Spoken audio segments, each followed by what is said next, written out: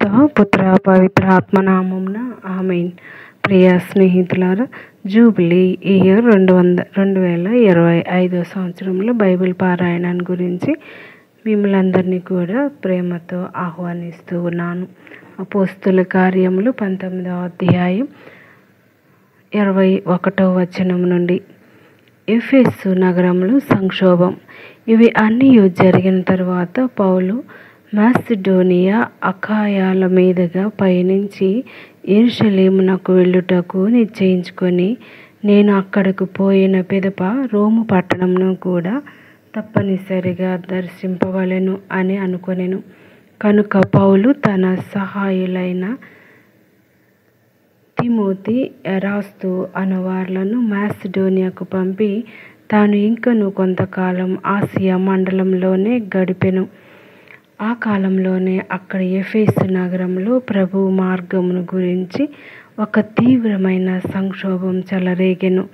ఎందుకన దెమోత్రియాస్ అను ఒక కంసాలి అర్తెమీ అను దేవత గుడి నమూనాలను వెండితో తయారు చేయుచు ఆ వ్యాపారంలో తనకు తన పని వాళ్లకు గొప్ప లాభమును గడించుచుండెను. అందుచే అతడు తన పని వార్లను, అదే వృత్తి అందున్న తదితరులను సమావేశపరచి వారితో, మిత్రులారా, ఈ వృత్తి వలననే మనకు మంచి లాభం లభించుచున్నదని మీరు ఎరుగుదురు. పౌలు చేయుచున్న పనిని మీరు స్వయముగా చూచుచు వినుచున్నారు. మానవుల చేత చేయబడిన విగ్రహములు ఏమాత్రము దేవుళ్ళు కారని చెప్పుచు ఇక్కడ ఎఫెసు నగరంలోనూ దాదాపుగా ఆసియా మండలమంతటను పెక్కుమంది ప్రజలను నమ్మించి తన పక్షమున చేర్చుకొనెను.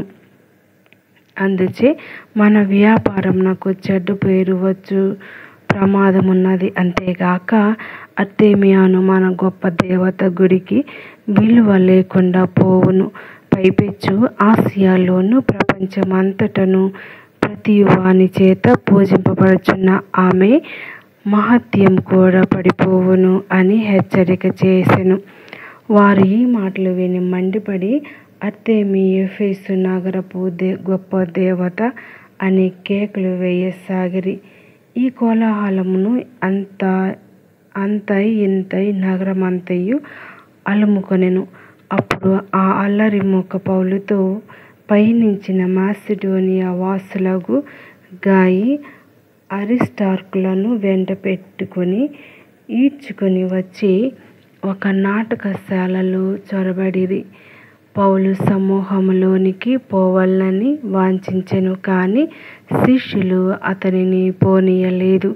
అతని స్నేహితులగు కొందరు రాష్ట్రాధికారులు కూడా అతనిని ఆ నాటకశాల వద్దకు పోవద్దని బ్రతిమాలుచు పౌలుకు ఒక వార్తను పంపిరి.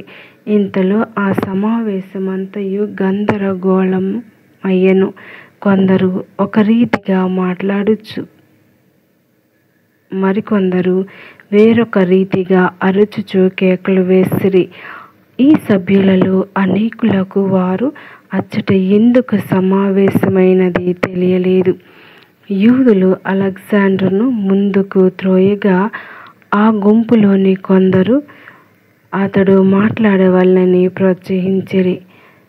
అప్పుడు అలెగ్జాండర్ నిశ్శబ్దముగా ఉండునని సైగ చేసి జరిగిన దాన్ని సమర్థించుచు ప్రసంగింప ప్రయత్నించెను. కానీ అతడు యూదుడు అని గ్రహింపగని వారందరూ అర్తెమీ ఎఫెసు నగరపు గొప్ప దేవదూత అని 2 గంటల సేపు గొంతు చించుకొనుచు కేకలు వేసిరి. ఎటకేలకు ఆ నగర కారణము ఆ జన సమూహమును శాంతపరచుచు వారితో, ఎఫెసు నగరవాసులారా, పరలోకము నుండి ఊడిపడిన పావనమైన రాతిని, గొప్పదైన అర్తెమీ దేవత గుడిని ఎఫెసు నగరము కాపాడుచున్నదనుటకు మీరు అందరికీ తెలిసినదే. దీనిని ఎవరునూ కాదనలేరు. కనుక మీరు తొందరపడక శాంతముగా ఉండవలెను. మీరు మన దేవత గుడిని దోచుకొనలేదు, మన దేవతను దూషింపలేదు. అయినను వీరిని మీరు ఇక్కడకు తీసుకుని వచ్చితిరి. దెమోత్రియాసు అతని పనివారు ఎవరిని గురించి అయినను వ్యతిరేకంగా ఫిర్యాదు చేయదలచినచో న్యాయస్థానము పనిచేయు దినములలో అక్కడ చెప్పుకొనవచ్చును. అక్కడ న్యాయాధికారులు ఉన్నారు గదా, కనుక వారు అచ్చటకు పోయి నేరారోపణము గావింపవచ్చును. ఇతర విషయములు ఏమైనా ఉన్నచో పౌరుల న్యాయ సభలో అది నిర్ణయింపబడవలసి ఉండును.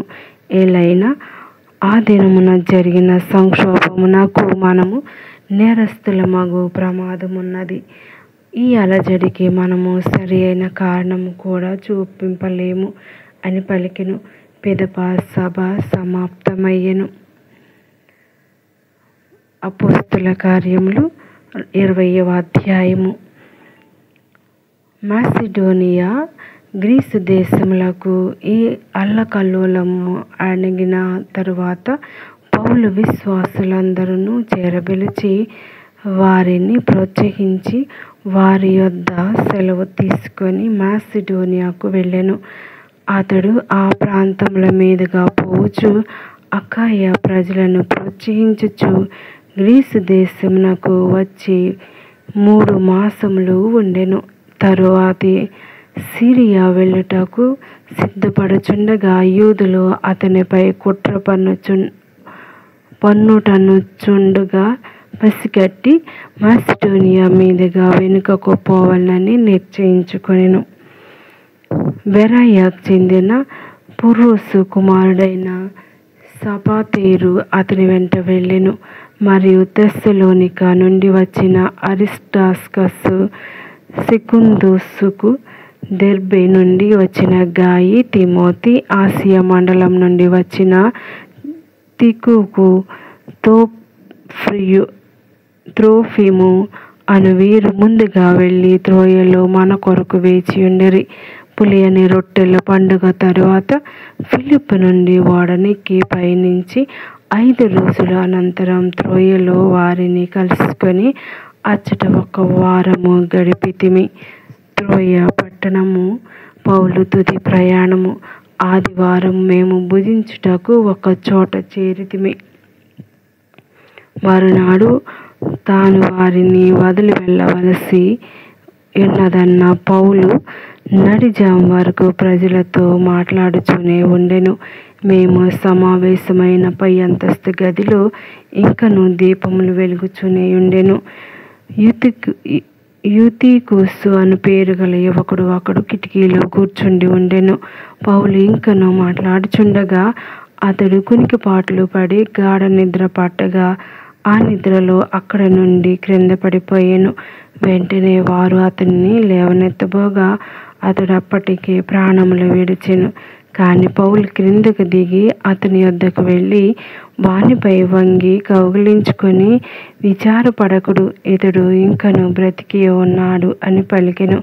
అప్పుడు అతడు తిరిగి పై అంతస్తులోనికి పోయి రొట్టెను త్రుంచి భుజించెను. ప్రొద్దు పొడువు వరకు అతడు చాలాసేపు మాట్లాడిన పిదప పౌలు వారిని వీడి వెళ్ళెను.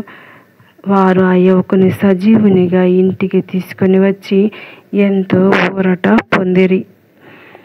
త్రోయ నుండి మిలేతుకు పయనం. మేము ఓడనెక్కి అస్సోసుకు పయనించితిమి. పౌలును కూడా ఓడలెక్కించుకొనదలచితిమి. కానీ అతడు భూగర్భమున తాను ఆటకు వెళ్ళుటకు ఏర్పాటు చేసుకొనెను. అస్సోసులో మమ్ములను అతడు కలుసుకున్నప్పుడు మేము అతనిని ఓడలో ఎక్కించుకొని మితిలేసుకు వెళ్ళితిమి. అక్కడ నుండి మేము ఓడలో పయనించి మరునాటికి కియోసును చేరుకొంటిమి. 1 దినం గడిచిన తరువాత మేము సామీసుకు వచ్చి మరుసటి దినమున మీలేతు చేరితిమి. ఆసియా మండలంలో ఏమాత్రము కాలహరణం చేయకూడదనుకొనినందున పౌలు ఎఫెసు దాటిపోవ నిశ్చయించుకొనెను. ఎందుకనా సాధ్యమైనంత వరకు పెంతెకోస్తు పండుగ నాటికి అతడు యెరూషలేమునకు చేరుకొనవలెనని తొందరపడుచుండెను. ప్రియ స్నేహితులారా, మరి ఈనాటి యొక్క వాక్యాన్ని విని ధ్యానించుదాం.